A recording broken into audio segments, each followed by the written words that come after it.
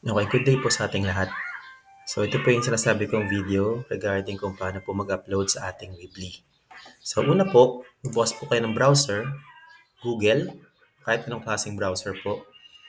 Type nyo lang po Weebly. And then after that, click nyo po itong Weebly na ito, weebly.com. Yan po. And then press login po. Follow nyo lang po yung mouse ko. So sa username po, pinost ko na po yan sa ating GC. Pero if you want to learn again, kay pianelementary@gmail.com. Password po niyan ay nasa GC rin po. Pero kung gusto niyo po hingin sa akin, chat na lang po kayo sa akin. So, login po kayo dyan.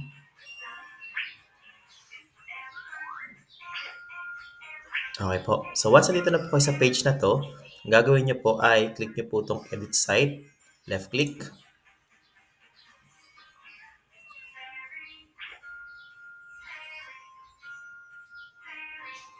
And dahil tayo po ay mag-upload ng memo, pupunta po tayo, i-hover lang po natin, meaning itatapat lang po natin yung mouse sa resources, issuance, school memo 2024, and then left click.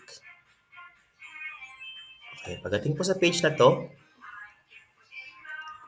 click nyo po ito and drag. Meaning po, pag-click nyo, huwag nyo munang bibitawan, then lagay nyo po yung mismong text sa taas. May kita nyo po yung color blue na linya na yan, lumilipat po. Meaning, doon po mapupunta. On this case po, sa taas po nung previous memo. Po. So yan, after nyo po i-click yan, left click, para po makopya nyo po yung same font, same color, click ko lang po ito, and pwede nyo po i-copy yan, then paste nyo po dito. So dahil Memo 21 pong upload natin, palitan nyo lang po ng Memo 21. Para naman po ilipat sa kaliwa, ito pong part na to, ito po ang pipiliin natin. Ayan po. So next, punta nyo po sa baba, scroll down po, may makita po kayong file, ito po. Left click, hold, drag papunta po sa baba nung School Memorandum Number 21. Okay po. So once nandiyan na po yan, ready na po tayo mag-upload. Pero bago po tayo mag-upload, siguraduhin po natin naka-PDF ang ating file. So doon po muna tayo sa part na yon. Bubukas lang po kayo ng Word document and then insert niyo po yung image. Minsan po kasi parang picture na lang nasasend sa atin, no? So insert niyo yan. Yan po.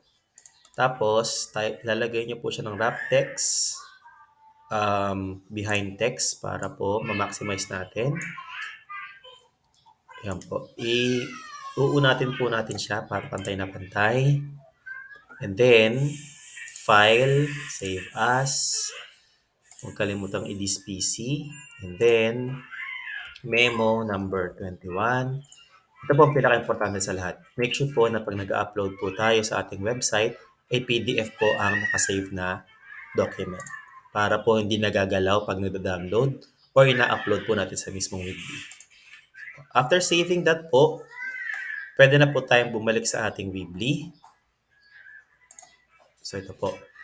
Hover nyo lang po yung mouse doon sa kaninang in-upload natin na excuse me, file.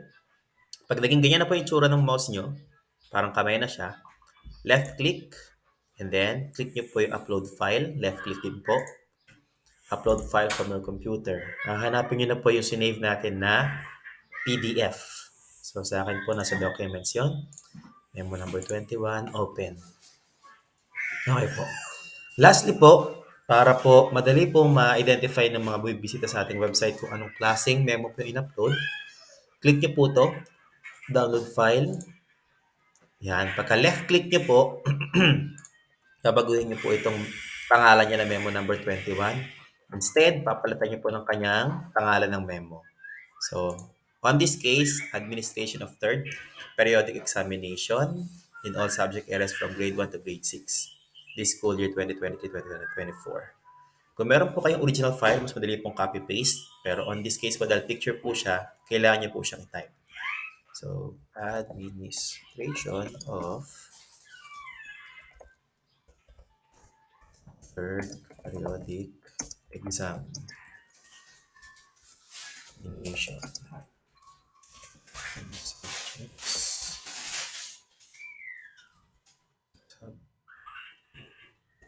areas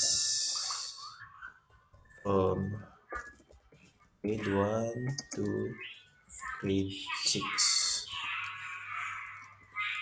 this school year. Then, check ko lang po kung tama po yung nilagay yung title. So, mayroon pong wrong spelling, or maling grammar, or na mali po tayo napindot.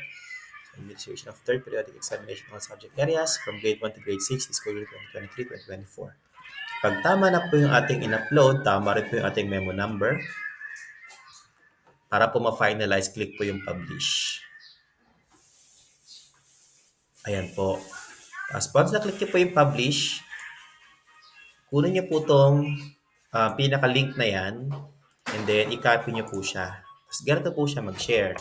So open na lang po kayo ng Messenger, and then huwag po natin kalimutan pumunta sa ating website, kay PES. And then share nyo lang po yung link, copy-paste.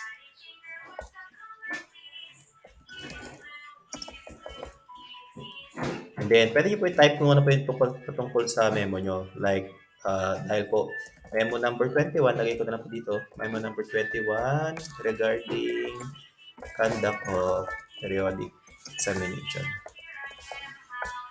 Yan, done. Yun na po yun. Salamat po.